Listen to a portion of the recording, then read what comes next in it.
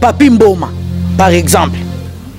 Papi Mboma basambwisa ye nu bandana elongi bandana mutu na ye tina lokolo monde entier to mona qui preuve à l'appui ndenge Papi Mboma basambwisa et peut zakili kamba lokutata même moi au Papi Mboma sambwa ki même moi asali mariage na mwasi na ye pe na Bible eza eloko sikeya te na Bible bayaka la mwasi ndumba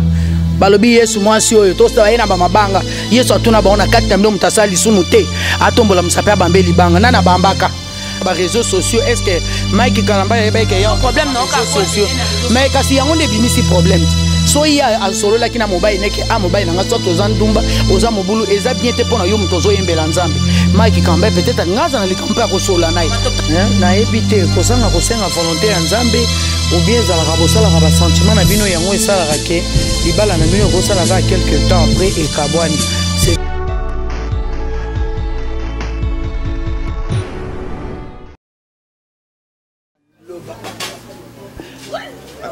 Merci beaucoup, fidèles internautes de Dada International TV. Merci à tous nos abonnés. Je suis très émue de vous savoir très nombreux en train de suivre cette émission avec Dada International à hasard de la presse. Sakambon William Ramukulu, mon côté Maman Mokonzi, la préférée de quelqu'un. Donc nous sommes toujours là dans le service Nabino. Bao Balinga Abisso, bo s'abonner plus na Dada International TV. Tous avons na baga Gezali, bo sobe émission à bajar na jar. Yango lelo na sepi là qui ensemble on a 6 gens d'ongala. Toi koyamba o aza actrice comédienne.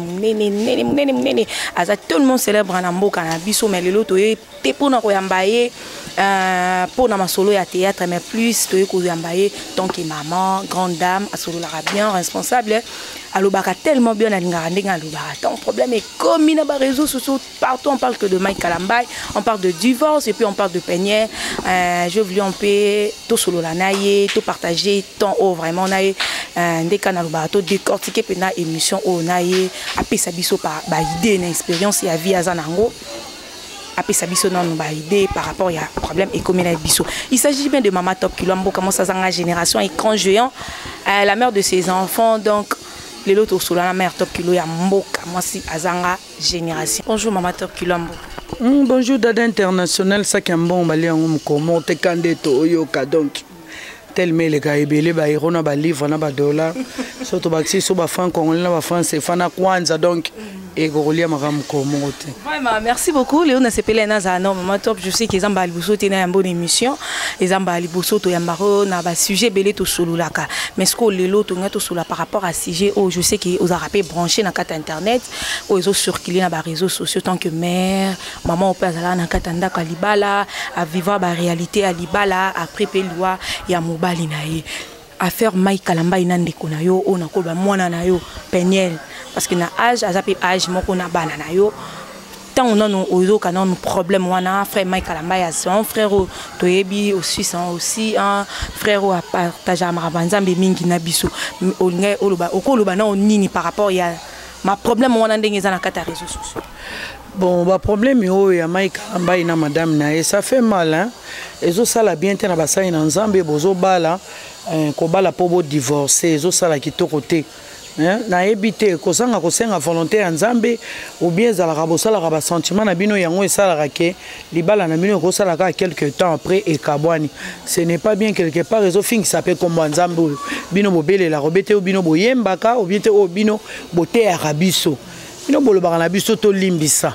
bolobaka na biso to bosana mais aussi longtemps bino moko bat na nzambe bozo yemba pe bozo teya bozo ko limbisa te bozo ko rapé ko bosana te sikoyo bote biso nini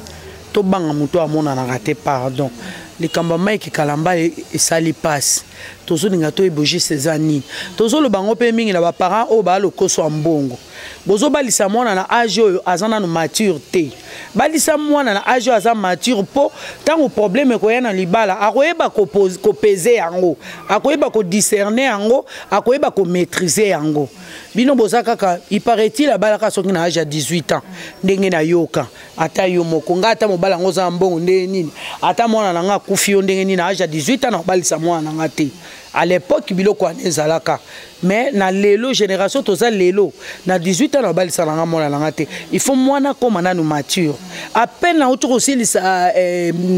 nini auto aussi sa classe à peine auto aussi auto ko longwa na kimba mineur mbala moko non non yango moni ba conséquences ezo ça qui to côté puis basi ya ba chrétien bozana ba témoignage qui to côté basi ya ba pasteur basi ya ba chanteur musicien chrétien bozana réputation qui to côté bozana ba réagissement ya bien té tozolo ba batunyo sauté ba opé baza ba exemplaire baza mais le quoi babi muyaka moko fingsa ba yakane so to sangisa bino ka en général nde bo finga ba comédien nyonso mais biso soto andenge moko té ce n'est pas bien. Ce n'est pas bien, bandit les lotés. To banda on a Matou Samuel. Matou Samuel, moi si na assemblée ça na TV. Ceux qui na ba réseaux sociaux. To eko koma na Mike Kalamba. Mais ceux qui to landi ba papa Wembo bazaka pe bandumba. Ba bota par-ci par là. Mais mon kolomo to mona ki maman Amazon abimisa ka bulumba mobaye ne libanda. A respecter comme baine. To ke na Sylvie Mampata. Ya wera n'en parlons même pas. Ba eko maka aboti na danseuse. Asalibo. Mais jamais to mona Mampata le na TV ou bien te azui image ya mobile. Non. Pourquoi pas bino ba oboza batu ya basi ya basai na nzambe bozo za la exemple te ba paema ko ma côté ya bino. Siko to tika na biso ko sambela. Ou bien bino banzambo bozo te biso bino moko boko pratiquer ngote po bote ya biso za rapport na bino te. Bino bo lega na jugement te kaka biso. Botika biloko eza malamu te nga peza na za contre Mike Kalamba lelo so zo bo Mike Kalamba ya ndaki intérêt te po Mike Kalamba déjà tamola na ba amer Mike Kalamba déjà na ba jeep Mike Kalamba za de na mbongo asoki pala ndaki ya ba intérêt musu likolo botika ba intérêt zo so pa bino botika ba intérêt basali na nzambe na ba chantre o bazo embela nzambe bino so boza basali botika ba intérêt zo so pa bino. Et ce sont pas bino ba paye bazo ba fait ba so to keleti na ba fali toke ba kofi combien de fois baloba kofi ndumba ba finga kofi baloba nde baloba fali koloba te o kofi ba ba danseuse et pas fali o fallait bosu ba mona nana ketchup abimi alobi mabe afali bosu ba mona mosi ya kofi abimi mama nani Alia aleki alobi mabe ya kofi poni kabino basi basai na nzambe bozoni bino bokaza so mutaza pasteur obe ayembela nzambe akomi nzambe te kaka Yesu butazala ki 100% homme 100% Dieu le reste mutuno so zana ba faiblesse po ezan soto yo e utaki na mabele zana ba faiblesse nango pourquoi bozoko ko supporter ba faiblesse ya mibali na binote moi likamuke obimi libana moi likamuke okena ba réseaux sociaux batsela ngobino basalela ngobino basa na nzambe basa ba yembi na nzambe bozo sala soni bozala ba exemplaire basa ba païen ba komi côté ya bino ezo sopa bino bozo fixa komba Yesu bozo te ya kabatuti bo komona fin de compte ba amangane na nzambe ba kozonga na mokili bongo bino bo komona bino na nzambe na fin du monde nde bo koyeba ki nzambe wana bozo sakana na epo bomona ka ete. Merci beaucoup, Maman Top. Je sens vraiment qu'elle est vraiment en colère. Hein? Merci d'avoir abonné tout à Dada International TV. Vous s'abonnez massivement. Donc, dès que vous avez Mère Top qui commence à la génération. Et quand j'ai un maman, donc, moi, ça, c'est la succès. Il y a une génération. Problème, ils ont un problème d'infidélité. Moi, si il y a Mike Kalamba, à mon équipe à photo. Ba makango ya Mike Kalamba ba postaki ba photo de ba bimaka ba sala ba shopping ya ba bisou amonaki ba postaki yango esali ke a supporter trop Peniel a tien Instagram ne ke a supporter trop nyango moni a s'enflammer dada ata eza problème infidélité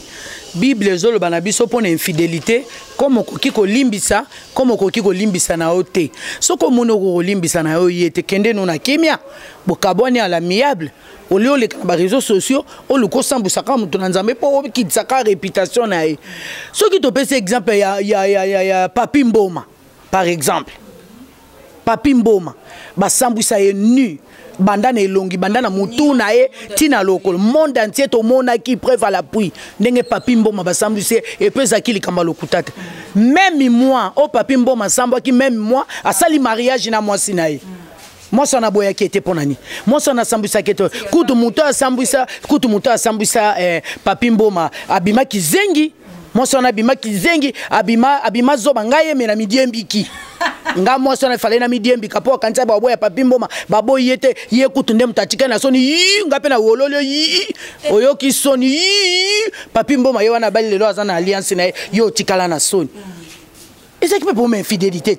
bon ce qu'on pona nini binote basia basaina bino bolinga bo comme ça ba pasteur ba Yesu baba yezu te baza batu baza na ba faiblesse faut ko bondela ka kutu mingi pona basali na nzambe po diabulu atantaka bango to d'une manière d'une autre faut ko bondela mingi pona batu na nzambe ezalo ba yembaka ezalo ba teyaka bazala ka tenter trop diable ayebi ke e pa na bango nde lobiko zo bima na nzela nzambe e pa na bango nde liloba po bana na nzambe ba bongwama e pa na bango nde bakoloba de la part de Dieu po ba ama nzambe bika il faut ba tenter bango mingi alors faut bozo ka ter ko bondela ka pona bango faut to zo ka ter ko bondela pona ba papa na biso bazo te biso lo banzambe o bazo yembela biso maloba pona lo banzambe o ezo mema biso na sommet pona ko yeba nzambe pe mukona suka to mona nkembo na ye faut to lela ka pona bango to bondela ka pona bango au lieu to zala ka bataliboso pona ko jija ka bango pona ko baka ka bango na ekulusu pona ko lobaka mabela bango on dirait biso nde to za complet boni boyeko lelo batum susu balobi o Mike Kalambai frère Mike Kalambai to pesi bambote je salue aussi le frère Yannick Tomba balobi Mike Kalambai eza zo futi o ya loni a blessa bato ebele a prometa bato ebele mabala a réaliser te yango moni fidélité ndumba pe na bible eza eloko sike ya te na bible bayaka la mwasa ndumba balobi Yesu mwasi oyo tosta bayena ba mabanga Yesu atuna baona kati na mdomo tasali sumu te atombola musapya bambeli banga nana bambaka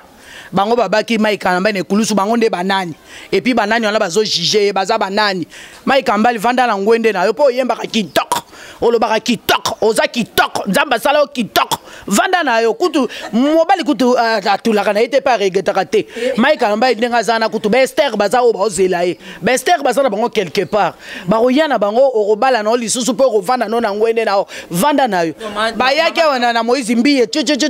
Moïse Mbiye libala yango biso sotokomika yo bolingo na bolobaki azana kisiti biloba lobeza na ba comédien na ba congolais pardon biloba lobeza na ba congolais totika kobaka kabaninga na ekuzu totika Yesu ye moko sana musala pona batu na ye pona ba amene o ye moko akufela bango bino te mutu bokufela biso maman te posa maman oza na bana no pe ya basi d'autre part ceux batu ba otalo ba mo ndetike o appuyer infidélité ya mosali na nzambe to yebi ke frère Mike Kalambai aza mobali kitoko aza star aza exposé aza la tenter d'une manière ou d'une autre mais tant de jour engagement ya mutu moko boye Peniel malgré aza ki mona muke Mike Kalambai aza mukolo ko kai kozwa baloba mona muke so fenda ba mikolo ko mukolo kozwa Peniel ko komisa ye na age na ye ay ba ndenge nini tangu ya ke ko akena ba réseaux sociaux est-ce que Mike Kalambai ba ke ya problème non sociaux mais kasi yango ne bimisi problème so ya azolo la kina mobile neke a mobile nga so to zandumba oza mobulu eza bien te pona yo mtozo yembela nzambe Mike Kalambai peut-être ngaza na likampa ko sola nai je ne pense pas solo la naita va bazo kanisa ba réseaux sociaux soko ke opandi mutu sangonde mutu akufa ne pété to vivre ka bisonios bozo sambu sabato ya asambu mutu bulumbu o ya mutu pas okufa ne azate so ba réseaux sociaux ngo eyeka po ebebisaka pe ekoisaka ba réputation abatu et mutu pas fondé en luzolo et même apé solution te na ba et même nango pe solution te na ba problème ezaka ke sambu à la pression que leki mu pepe wana eleki nango et la vie continue na si makamo na olo ba vraiment zoom mobile mbinga acteur a solo zoom tumba a contredit nengate alo ba mama to posa na raison ngana lo ba nga bosolo ako mercredi on a nani émission na oka sur le papa ba papa bopika. Voilà, c'est Maman Top Kilamboka. Merci beaucoup à Zuma Tumba. Merci à Ons Luzolo, fondé. Merci à c'est Luzolo. Petit nanga ba chemise ko. Ba chemise kaka ubike ba chemise on a la ko kaka bakata ba chemise ko kitoko boyeni ngabe. C'est Luzolo mtayela ranga. Donc même petit frère Alpha Boko le nani Gigi Boko la lele ba chemise fort donc Ons Luzolo tango ya toureux.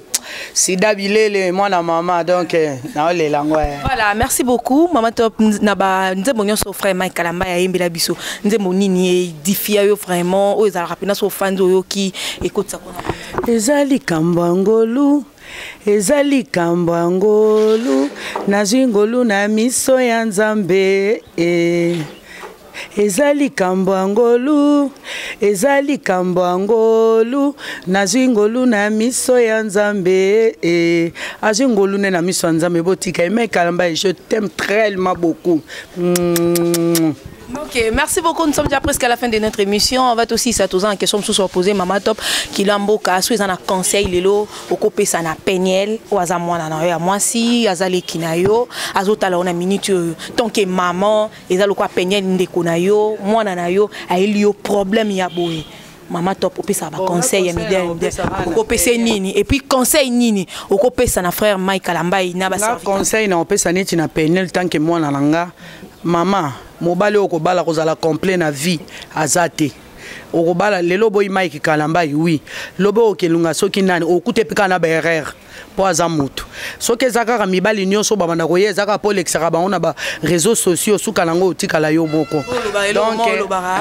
donc so za besoin mobile yo moko dessiner ça yo moko zala na motema mama ou soit soko zana no mwana mukezelo koma mature koma na âge moko ata ba 30 ans 35 ans en ce moment là soko bali po oyeba ko supporter pe ko maîtriser mobile na po soko zaka po na ba réseaux sociaux otanga mibali et puis yo kam tozala perdante po mobali a perdre na été et puis na Mike Kalambai na koloba cette fois-ci papa soko zai ko sala volonté na yo sala cette fois-ci volonté nzambi sala cette fois-ci volonté nzambe me makamutu na erreur te oza mutozo embela nzambe oza mutozo édifier mitema bato na banzembo yembaka luka osenga na volonté nzambe po makamu na yo bimi trop et bima petro pokaka toza peka bana nzambe toko bimisaka mabe ya baninga libanda te cette fois-ci Mike Kalambai o ekomelio ekoma lisute et se répéter sute fukama mata na ngomba senga nzambe au juste volonté na yo ezani ni pona choix na ngai tika ko sala choix na yo moko conseil ngana ko pesa ka yango. Voilà, merci beaucoup ba dédicace. Ba dédicace na ngana pesi mbote na mama Vala Moemba lobi azozonga na Londres ba bon voyage nzamba pambola yo ani mpesi pona ninte ma chérie Christine maman na Chimène Lopez yemoko ndonga la bile ya Freddy Bile Charles Mbongo contre Mbongo yaya ya yemoko mama Prudence ya mama mapasa na kati ya Londres na lingi bino mingi Didier Piolo babim Piolo ba Didier Piolo garçon magnifique mobala mandefa pembe na yo moko pe dada international saki mbongo bali yango na mokolo monté dans leader ya bana donc oyo number 1 nanga première force nanga donc moi la nanga liboso en tout cas musala no kende liboso ba bonne chance à maman wa amen. Merci beaucoup, c'était la mère Top Kilambo comment ça zanga génération écran GA donc le plaisir était pour moi et on partageait vraiment émission oyo na sir bana nzambe onyo so batali biso ba abonné tout il y a Dada International TV au batali biso je sais que vous avez vraiment aimé l'émission malgré ça qui mouké parce qu'à un tournage oyo se prendre un tournage d'anga vraiment à l'obapo à l'obara bien. Merci à Jean Donga là derrière la caméra pour les images. Merci à Lionel Sassa en direct de quelque part qui nous suit. Merci beaucoup, abonnez-vous massivement. Merci à Papa Johnny Chakala, merci à Zuma, merci à l'acteur Nyonso, comédien Nyonso Baza, Bozatel Mebele, Météo, Namoni, Samantha Mouchi. Donc merci, des gros bisous à vous tous. On se retrouve très prochainement avec un autre numéro de cette émission. Abonnez-vous massivement. Top côté les mains. Waouh, merci beaucoup. Ah, Malgré le petit talent. T'as un calcul d'aide international. Donc, bisous. On se retrouve très prochainement.